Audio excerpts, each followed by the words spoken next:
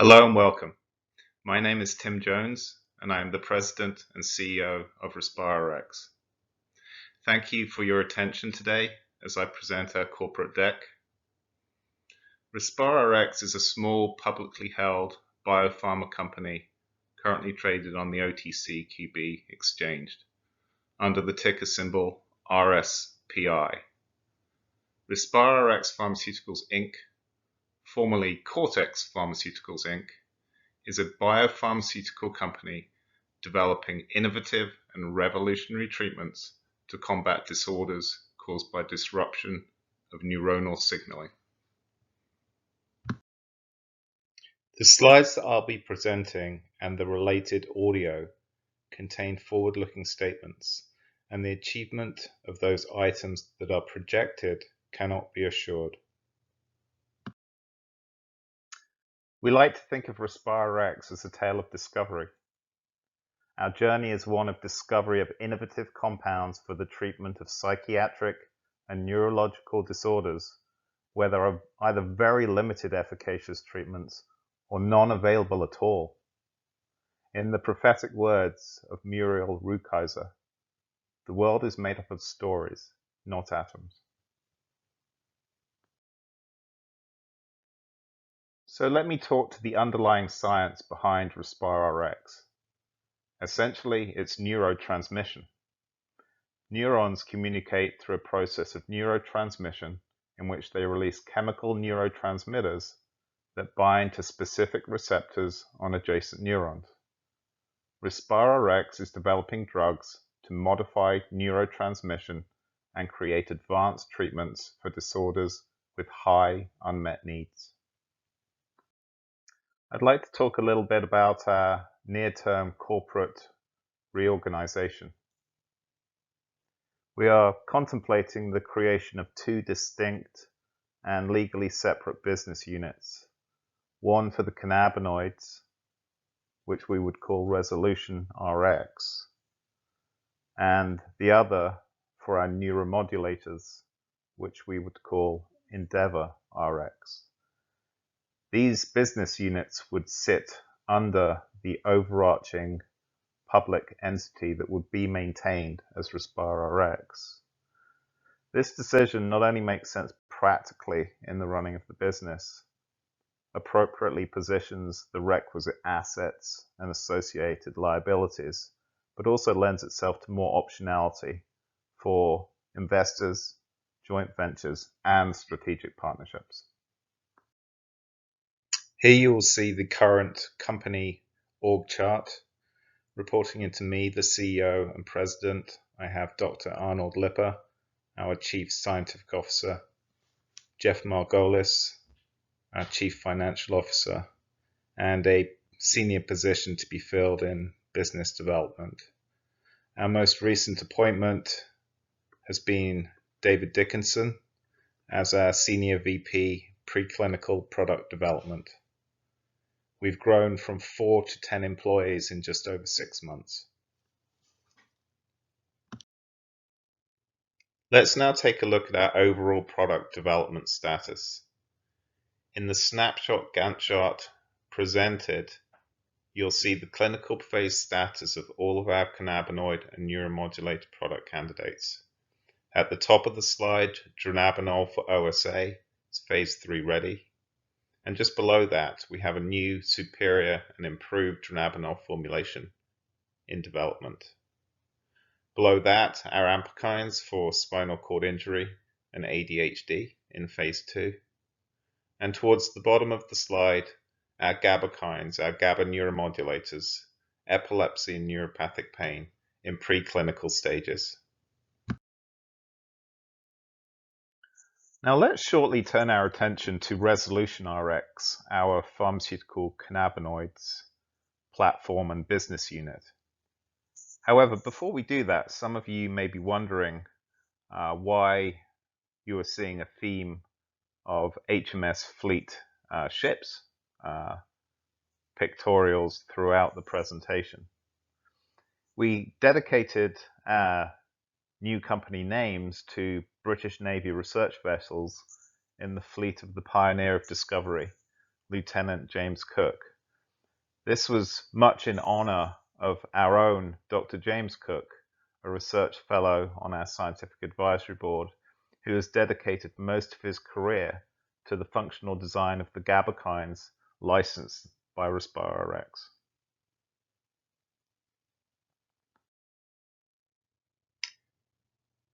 Our lead and core program within our pharmaceutical cannabinoids business unit is dronabinol, or THC, for the treatment of obstructive sleep apnea, or OSA. It's a potential multi-billion-dollar market, estimated 30 million US patients, with comparable amounts in UK and Germany. To date, we've already successfully completed a Phase 2A and Phase 2B clinical trial in OSA. We're Phase 3 ready, pending completion of a new formulation and an IND meeting. We have a development and supply agreement with a global dronabinol manufacturer, broad enabling IP for dosage and novel formulations. I would also stress that there are no approved drugs available for OSA, making it all the more important for our drug to be progressed through clinicals and ultimately commercialized. So let's look in more detail at our dronabinol for the treatment of obstructive sleep apnea. Firstly, what is sleep apnea? Well, it's repetitive episodes of airflow cessation, also known as apnea, or reduction of airflow, known as hypopnea, for more than 10 seconds during sleep. Sleep apnea is categorized into three types: obstructive, central, and mixed. The sleep apnea market is huge. Approximately 30 million US adults suffer from OSA. The market potential for OSA is $3 to $9 billion per year. In terms of current treatments, there are CPAP devices, options for surgery, and dental devices. There's a clear market need.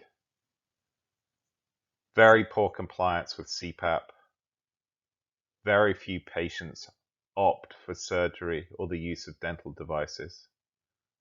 There's simply no drug treatment available within the marketplace at this time, and therefore a desperate need to further develop our product through to commercialization.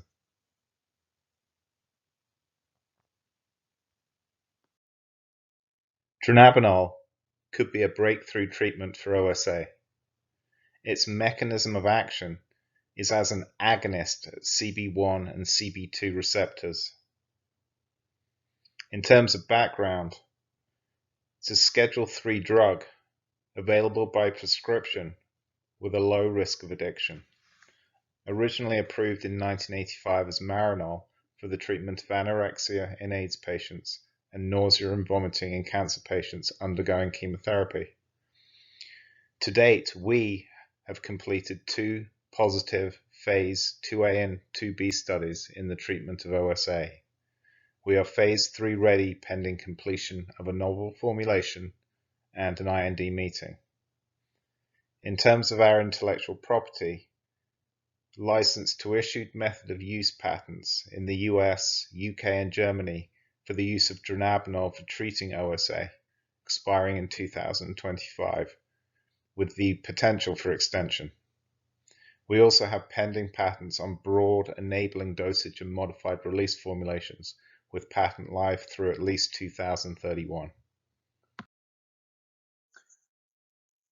As previously mentioned, we at RespireRx have already completed 2 successful Phase 2 studies, a 2A and a 2B, for dronabinol in the treatment of OSA, and with Phase 3 ready to go. The 2 Phase 2 clinical trials have demonstrated that dronabinol treatment results in a statistically significant dose-related improvement in AHI or apnea-hypopnea index, which is the primary endpoint for FDA approval.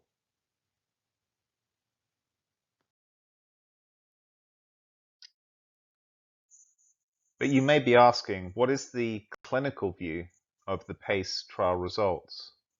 Well, we thought it important to relay that through a key opinion leader and an expert in the field.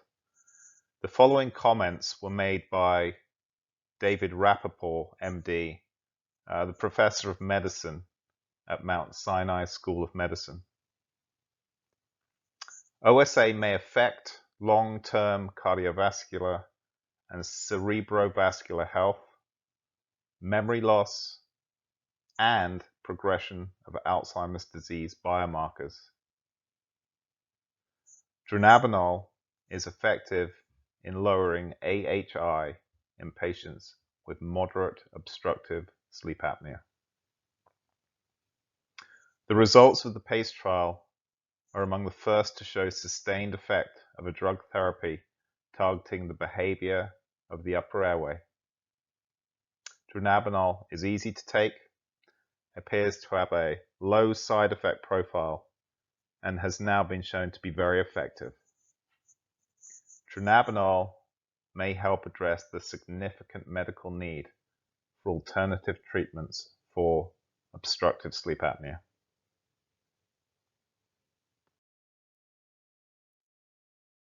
So now let's all turn our attention to RepireRx, our neuromodulators business unit. And you will see here in a pictorial of HMS Endeavour, another vessel in the British Navy Research Discovery Fleet with Lieutenant James Cook at the helm. So let's take a deeper dive into EndeavourRx neuromodulators. Neuromodulators can enhance synaptic transmission.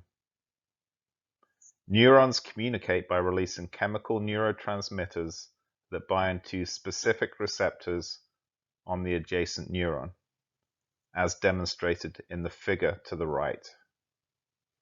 Glutamate is the major excitatory neurotransmitter, and GABA is the major inhibitory neurotransmitter. Neuromodulators do not act directly at the neurotransmitter binding site and have no intrinsic activity of their own, but instead they act at accessory sites that enhance or reduce the actions of neurotransmitters. Neuromodulators offer the possibility of developing kinder and gentler neuropharmacological drugs with greater pharmacological specificity and reduced side effects.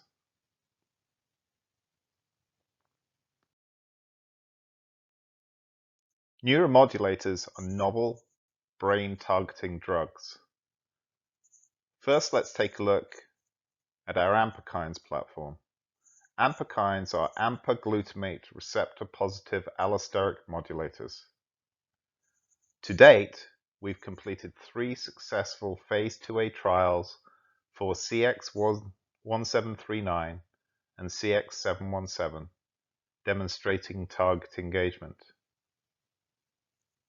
Further, we've completed a phase 2A trial successfully for CX-717 in adult ADHD. In addition, we've completed successfully preclinical studies in spinal cord injury, and phase 2 clinical trials are planned with the Miami project at the University of Miami School of Medicine and others. We're also planning phase 2 trials in ADHD and other orphan indications. And then to the right, let's talk about GABAkines, or GABA-A receptor positive allosteric modulators. They're efficacious in multiple animal models of treatment-resistant epilepsy, as demonstrated by RespireRx. We've shown efficacy in isolated brain slices from epileptic patients. We've shown efficacy in animal models of neuropathic pain. The lead candidate is druggable and ready for preclinical development.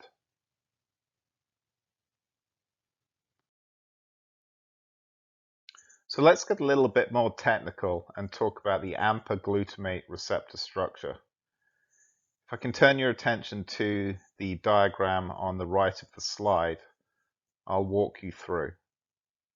So the AMPA receptor is composed of 4 transmembrane proteins that form a pore, which when activated by glutamate opens and allows positive ions, or cations, to enter the cell. The ampakine binding sites are located adjacent to the glutamate binding sites and increase the normal excitatory response to glutamate. As opposed to direct acting agonists that constantly bombard the glutamate binding site in a non-physiological manner, ampakines act by enhancing the natural actions of glutamate. The AMPA receptor proteins are heterogeneous and form various combinations, allowing for subtype specificity and neuroanatomical and pharmacological selectivity.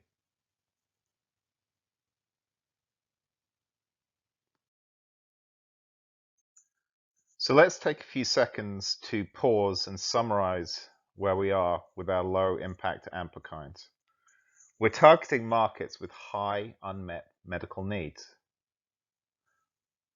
Within our program, we have attention deficit hyperactivity disorder, ADHD, phase 2B ready, spinal cord injury, phase 2A ready, and other orphan diseases, phase 2A ready. The second and third generation low-impact ampakines are devoid of the neurotoxicity observed with high-impact ampakines.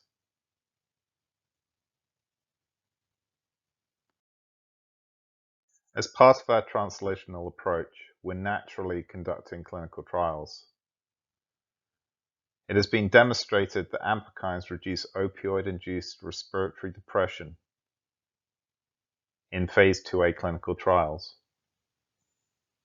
It is absolutely vital to validate the dosing for target engagement.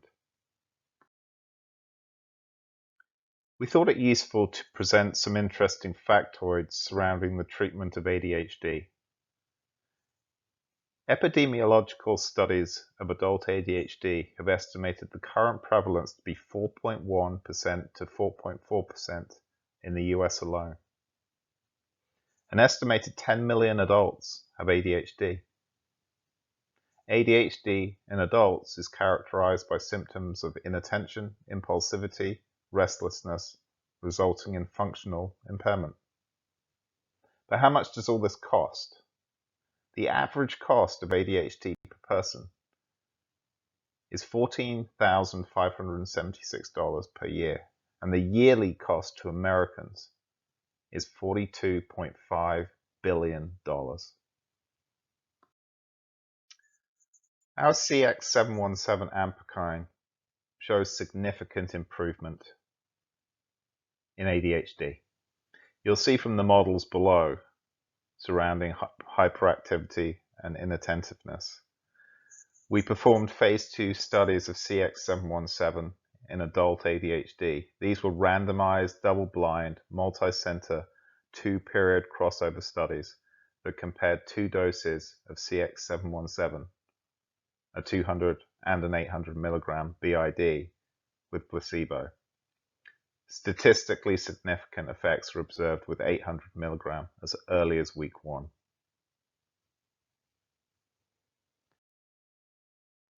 Let's now turn our attention to our other ampakine candidate, CX1739, a development program in the treatment of spinal cord injury. There are approximately 288,000 people in the US with SCI and 12,500 new cases per year. Treatment costs are prohibitively high and continue throughout life For example, around $3.4 million is the cost for low tetraplegia injury at 25 years old. Less than 1% of patients experience complete neurological recovery at the time of hospital discharge. This is an orphan drug opportunity. Less than 200,000 patients with targeted indication of incomplete SCI. Acute doses of CX717 improved motor neuron firing in animal models of spinal cord injury.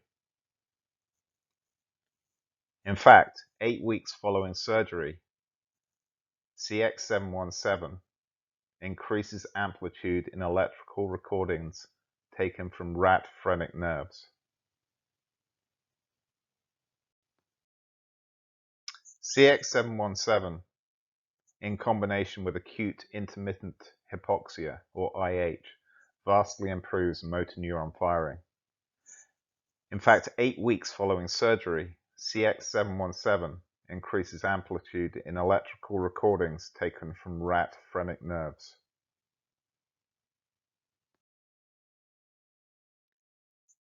So what are the next steps? Well, a phase 2 clinical trial. CX1739 plus or minus acute intermittent hypoxia in the treatment of SCI. The primary objectives: firstly, to evaluate the safety of acute and multiple daily doses of CX1739 in patients with SCI. And secondly, to evaluate the safety of CX1739 in combination with AIH in patients with SCI. RespireRx is working with academic collaborators including the University of Florida, the Shirley Ryan Ability Lab, and the North American Clinical Trials Network to advance the development of CX1739 for the treatment of spinal cord injury.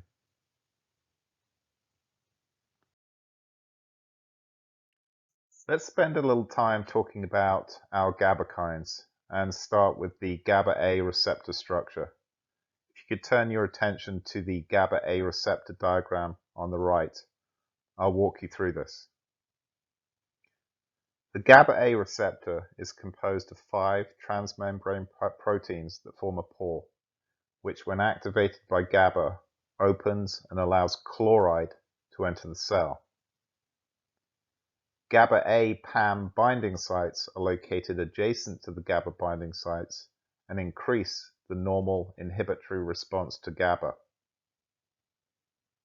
As opposed to direct acting agonists that constantly bombard the GABA binding site in a non-physiological manner, PAMs act by enhancing the natural actions of GABA. The GABA receptor proteins are heterogeneous and form various combinations, allowing for subtype specificity and neuroanatomical and pharmacological selectivity.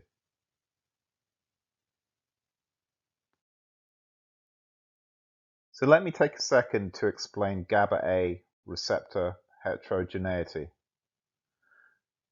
Our lead candidate, KRM81, is a selective potentiator of alpha-2,3 containing GABA-A receptors tuned to treat pharmacoresistant epilepsy. Unlike Valium, also known as diazepam, a benzodiazepine, KRM81 selectively potentiates GABA at the alpha-2,3 receptor subtypes, but not at alpha-1 or alpha-5.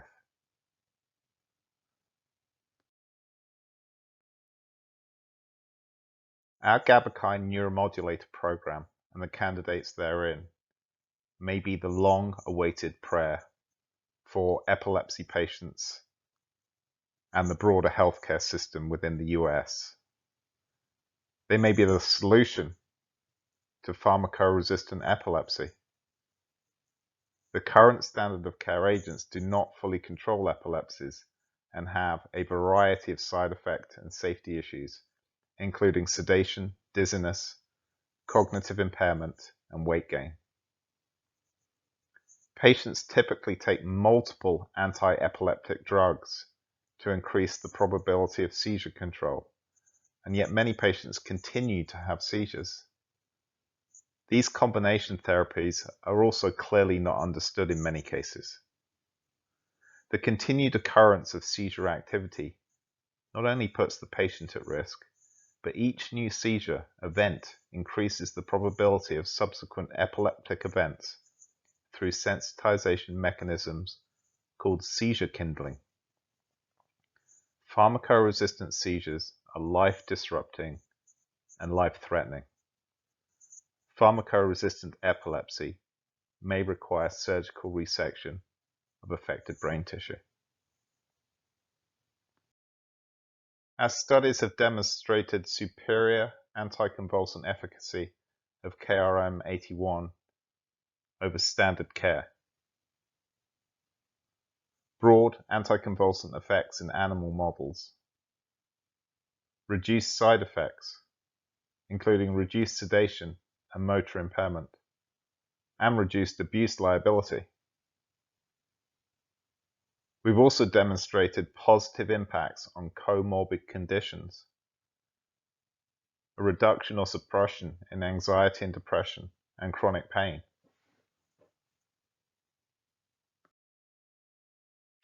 The translational results predict human efficacy. KRM81 reduces epileptiform activity in cortical slices from juvenile epileptic patients.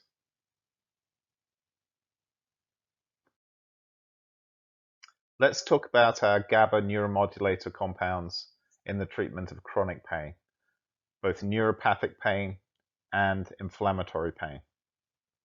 There's currently an unmet market need and patient need.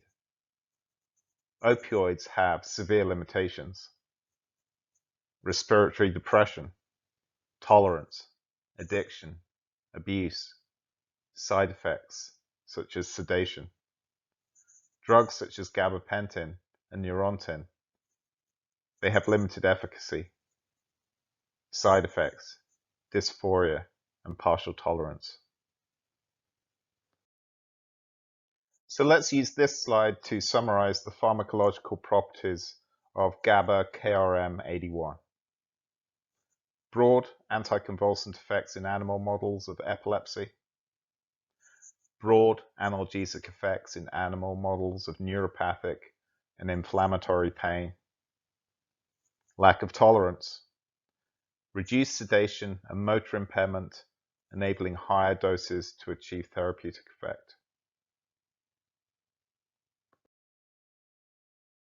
I'm now moving into the final section of the presentation, and I want to use this time and the few slides to summarize the assets associated with the RespireRx, ResolutionRx, and EndeavorRx.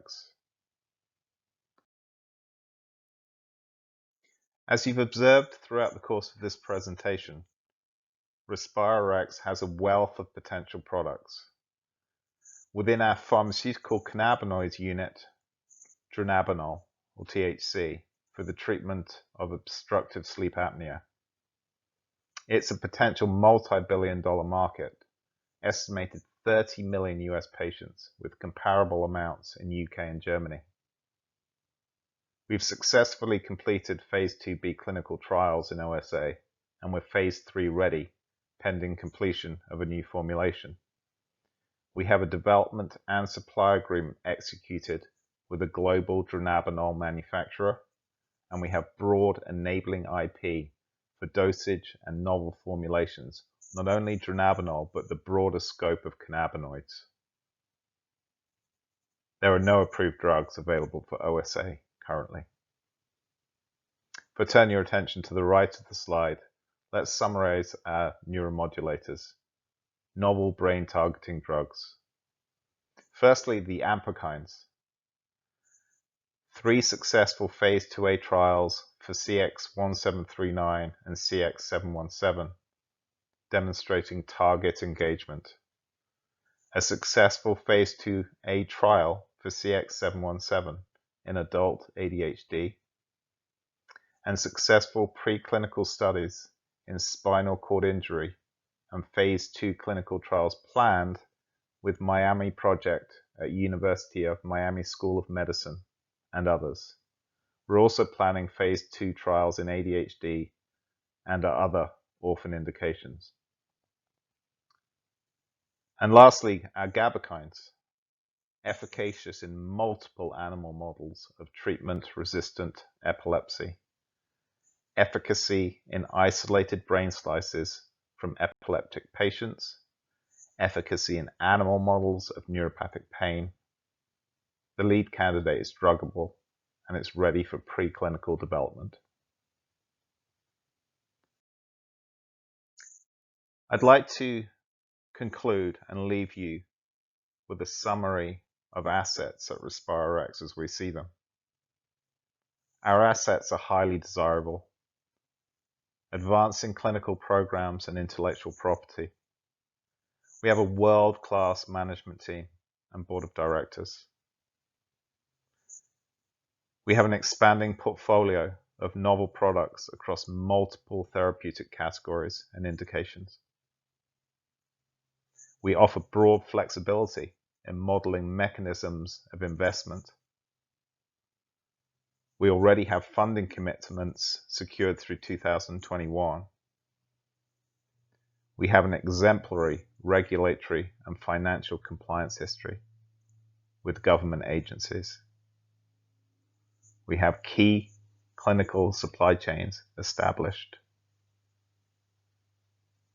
Strategic partners are also afforded the opportunity to share in the financial growth from early clinical to commercialization.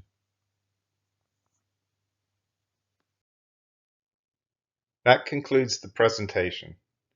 Please reach out to us directly wherever your interest lies, whether be it further technical dialogue, JV, strategic partner discussions, or other opportunities with our program. Thank you for your attention, and we look forward to hearing from you in the near future.